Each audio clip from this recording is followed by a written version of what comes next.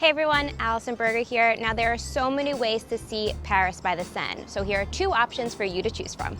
The Seine is the river that runs through Paris, and it's France's third longest river, so there is plenty to see from it. When it comes to choosing which type of boat ride to take, you have to decide if you want day or night, for a drink to be included or not. Is there a guide telling you what you're passing by? So here are the two that I tried out so you don't have to. Let's start with Vedette de Pont-Neuf. If the name didn't already tell you, it departs from under Pont-Neuf. Pont is French for bridge. And I took their happy hour cruise.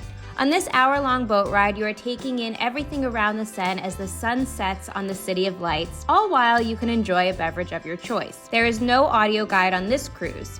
You'll listen to the music as you cruise the Seine.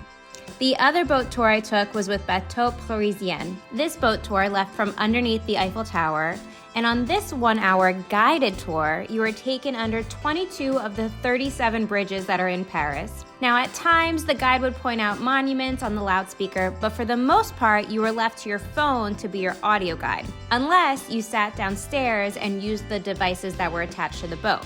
So, two completely different experiences, but with the same magical views.